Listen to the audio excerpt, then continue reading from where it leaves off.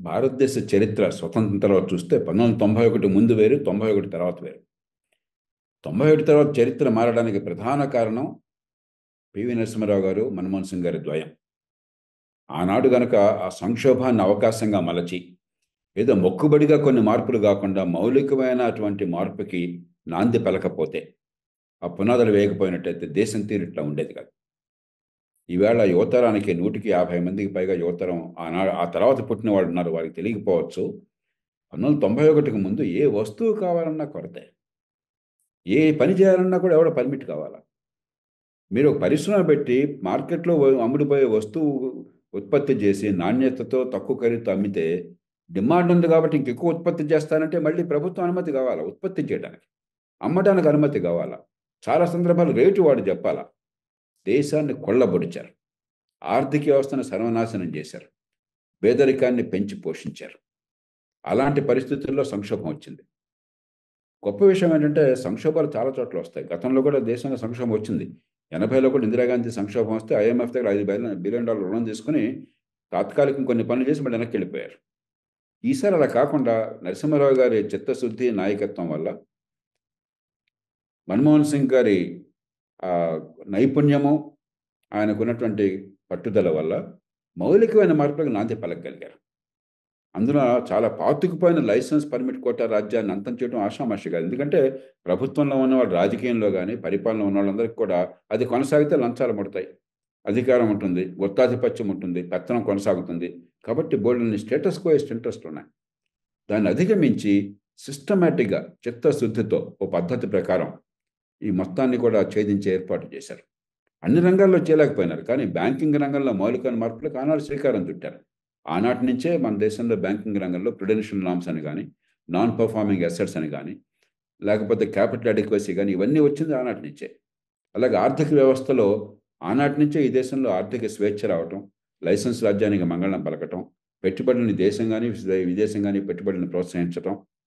మరి ఆదాయం పన్నులు ఒకప్పుడు 1970ల దశకంలో ₹97.75 ఆదాయ పన్ను ఉండేది ₹100 మీద. 2 లక్షలు దాటితే marginal income tax, 85% income tax, ₹100 మీద ₹85 ట్యాక్స్, 85 మీద 15% మళ్ళీ మీకు సర్చార్జ్ అనేవారు. అంటే ₹12.75 అవుతుంది. 2 కలిపితే ₹97.75. ఈ ప్రభుత్వం వచ్చే నాటికి మరి అప్పుడు 50-60% ఉండేది ఇన్కమ్ ట్యాక్స్. అవి తీసేసి క్రమక్రమంగా ఇన్కమ్ ట్యాక్స్ తగ్గించడము, మిగతా పన్నులు తగ్గించడము, విదేశీ సుంకాలను తగ్గించి మరి ఎగుమతి దిగుమతుల విషయంలో ఒక హేతుబద్ధతని పాటించి ఈ దేశం పోటీకి తట్టుకున్నట్టుగా ఏర్పాటు చేయడం, మౌలికమైన మార్పులకు ఆనాడు నాంది పలికారు. వారు నాంది పలికారు కాబట్టి ఈవేళ ఈ దేశం ఈ మాత్రం ఉన్నది. ఇంకా చేయాల్సింది చాలా ఉంది. కానీ ఖచ్చితంగా 91-96 మధ్య ఆయన చేసినటువంటి ఆ గొప్ప పని ఈ దేశానికి ఉపకరించింది. రెండోది, ఒక వ్యక్తిగా ఆయన నిరాడంబరుడు. చాలా మృదు స్వభావం, మృదు భాష, మిత భాష, నిగర్వి. చాలా మారుమూల ప్రాంతంలో సామాన్య కుటుంబం నుంచి వచ్చిన మనిషి, గ్రామాల్లో ఒక నడిచెళ్ళి స్కూల్కి వెళ్ళి కొన్ని మైళ్ళు నడిచెళ్ళి స్కూల్కి వెళ్ళిన మనిషి. నిరంతరం కూడా ఆ బేదల కడగండ్లు ఆయనకు తెలుసు. ఆయన ఎంత పదవిలో ఉన్నా కూడా చాలా నిరాడంబరంగా ఉండేవారు. ఇప్పుడు ఉదాహరణకి నన్ను ఆయన్ని పోలిస్తే నాకు మా తండ్రి గారి వయసు ఆయనకి. అనుభవంలో కానీ, జ్ఞానంలో కానీ, స్థాయిలో కానీ, పదవిలో కానీ అన్ని రకాలుగా పెద్ద. కానీ మనలాంటి వాడితో మాట్లాడేటప్పుడు చాలా సమానమైన వాళ్ళతో మాట్లాడినట్టుగా, అంత నమ్రతతో, అంత ఆసక్తితో, అంత శ్రద్ధతో చర్చించేవారు. దానిలో ఏమన్నా పట్టున్నట్టయితే దాన్ని పట్టించుకునేవారు, చిత్తశుద్ధితో చేసేవారు. ఎన్నో రకాలుగా, ఎన్నో సందర్భాల్లో ఆయన కలిసి అందరికీ అర్థమవుతుంది. అంతటి నిరాడంబరత, అంతటి నిజాయితీ, అంతటి మృదు స్వభావం, అంతటి నాగరిక స్వభావం చాలా అరుదు. ఆ సంస్కారానికి మారుపేరు ఆయన ప్రతీక. మూడోది, అందరినీ కలుపుపోయే స్వభావం. మనకి వాళ్ళ ప్రపంచంలో కానీ, దేశంలో రాజకీయాల్లో ఎక్కడ చూసినా కూడా దుందుడుకు స్వభావం, పోరాడే స్వభావం ఎక్కువ ఉన్నది. అలా కాకుండా కలుపుపోయే స్వభావం. ఎన్ని ప్రతికూల పరిస్థితి వచ్చినా కూడా ఎక్కువ మాట్లాడకుండా, ఇతరులను నొప్పించకుండా ఏదో రకంగా పరిష్కారం చేసేది. అది కొన్ని సందర్భాల్లో ఆయన గురించి చాలామంది పెద్దగా చేయలేదనుకుంటారు. కాదు, ఆయన హడావిడి చేసేవాడు కాదు, కానీ చేతనైన మేరకు చిత్తశుద్ధితో చేసేవాడు. ఉదాహరణకి మనకి తెలుగునాట ఆనాడు బియ్యం ఎగుమతులు లేక, బియ్యం మార్కెట్ లేక ఉత్పత్తి పెరిగిపోయి రేటు పడిపోయి రైతులు కుంగిపోతున్నారు. నేను గట్టిగా పరిశోధన చేసి మరి అందరి పార్టీని రాష్ట్రంలో కలిపి ఢిల్లీకి వెళ్ళాను. గట్టిగా ఆయనతో వాదించారు. 2011 ఏప్రిల్ 24వ తారీఖు నాకు బాగా గుర్తున్నది. ఆయనకి వివరాలన్నీ చెప్తే నాకు తెలియని అంశాలు 2 చెప్పారు ఆయన. జయప్రకాష్, మీకు పాకిస్తాన్‌లో సింధులో బాగా వరదలు రావటం చేత అక్కడ ఉత్పత్తి పడిపోయింది గోధుమ. అందుకని డిమాండ్ పెరిగి రేట్లు పెరిగినాయి. అట్లాగే సైబీరియాలో, రష్యాలో మరి ప్రకృతి అనుకూలించక ఉత్పత్తి పడిపోయిందని చెప్పి 2 చెప్పారు. నేను చెప్పాను, మహాశయ నేను ఇంత పరిశోధన చేశాక నాకంటే 2 అంశాలు అదనంగా చెప్తున్నారు మీరు. ప్రధానమంత్రి, ఆర్థికవేత్త. అయినా ఎగుమతుల మీద ఎందుకు మీరు నిషేధం విధించారని చెప్పంటే తలపట్టుకుని వెంటనే ఆర్‌బీఐ గవర్నర్‌కి ఫోన్ చేశారు. నేను బయటికి రాగానే ఆర్‌బీఐ గవర్నర్ నాకు ఫోన్ చేశారు. ప్రధానమంత్రి గారు మాట్లాడారు నాతోను. మీరు కలిసారట ఆయన్ని. మరి నన్ను ఒక నివేదిక ఇమ్మన్నారు. నన్నేం చేయమంటారని. అయ్యా, మీరు ఆయన ఏదో ఒక అధికారిక నివేదిక కోసం చూస్తున్నారు. ఇది చేయాలని చెప్పని. మీరు దయచేసి ఇందిరాగాంధీ ఇన్‌స్టిట్యూట్‌కి అప్పచెప్పండి. వాళ్ళు పరిశోధన చేసి వివరాలు ఇస్తారు. నేను చెప్పింది వాస్తవం కాదో తేలుస్తారు. అంటే ఆ రకంగా చేస్తే 2 నెలల్లో ఆ నిర్ణయం తీసుకొని ఎగుమతుల నిషేధాన్ని తొలగించారు.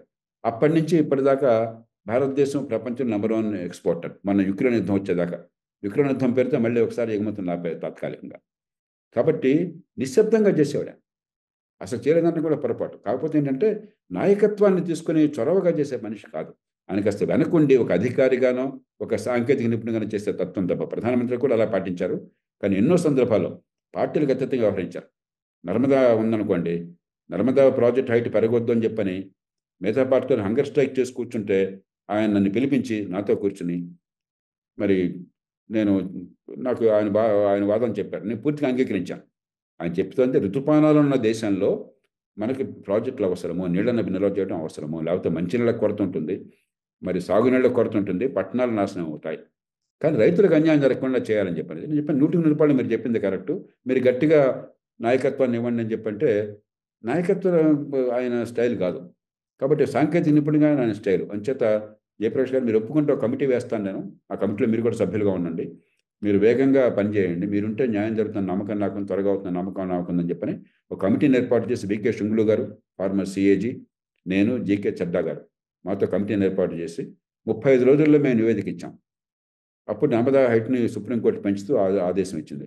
అప్పటి నుంచి ఇప్పటిదాకా నర్మదా సమస్య మళ్ళీ తలెత్తలేదు. మీరు చూసారో లేదో. కాబట్టి దీర్ఘకాలంగా పరిష్కారం కోసం చూసే మనిషి. పెద్ద ప్రచారం కోసం కాకుండా. చిత్తశుద్ధితో చేసే మనిషి. నిగర్వి. దేశం కోసం అహర్నిశలు పరితపించిన మనిషి ఆయన.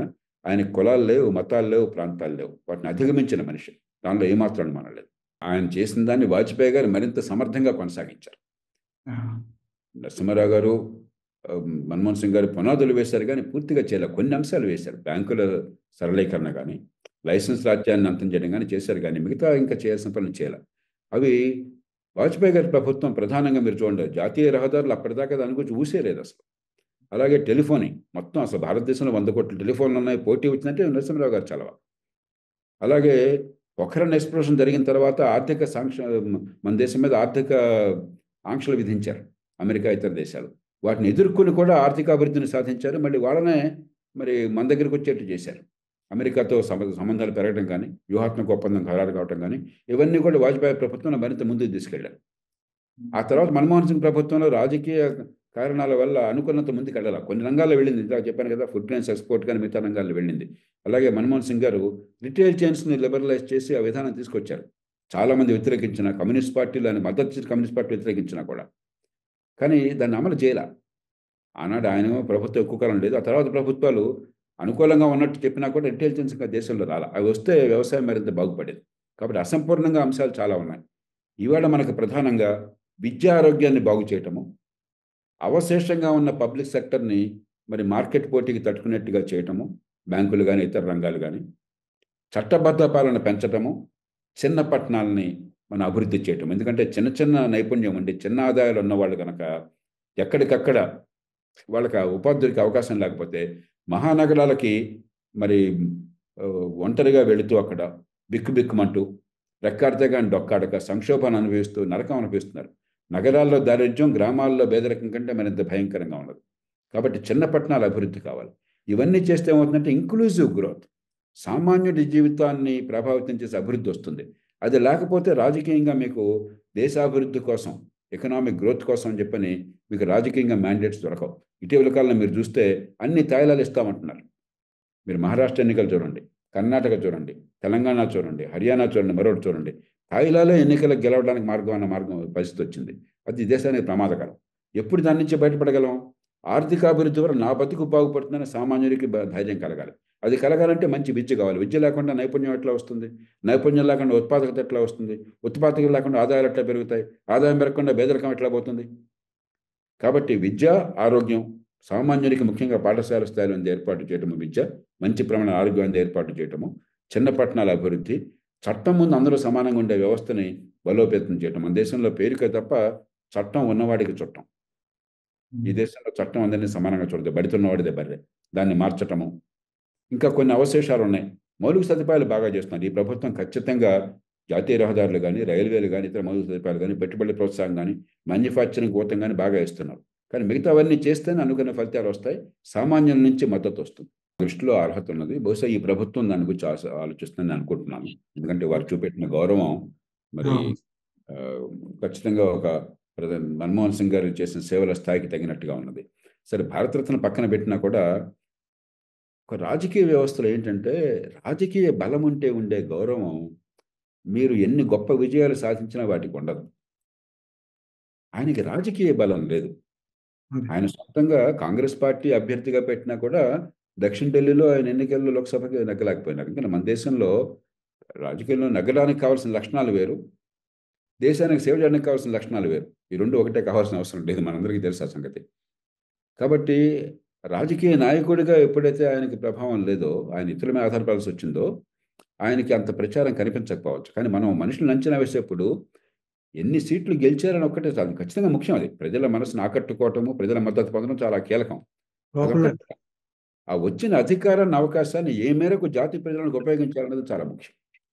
దాన్ని మర్చిపోయి కేవలం రాజకీయంలో అధికారంలో ఉన్న వాళ్ళు మాత్రమే గొప్పవాళ్ళు, నెగ్గిన వాళ్ళే గొప్పవాళ్ళు అనుకున్నట్టయితే మరి ఎందరో ఎన్నికల్లో నెగ్గలేకపోయినా కూడా అద్భుతమైన సేవలు చేసిన వాళ్ళు అరుణ్ జైట్లీ గారు ఎన్నికల్లో నెగ్గల, మరి వెంకయ్యనాయుడు గారు ఎన్నికల్లో నెగ్గలేదు. మొదట్లో ఎప్పుడు అసెంబ్లీ ఎమ్మెల్యేగా అవడం తప్ప.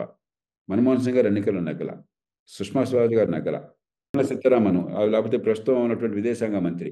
అంచేత మనం వాళ్ళు చేసిన సేవలను గుర్తించాలి.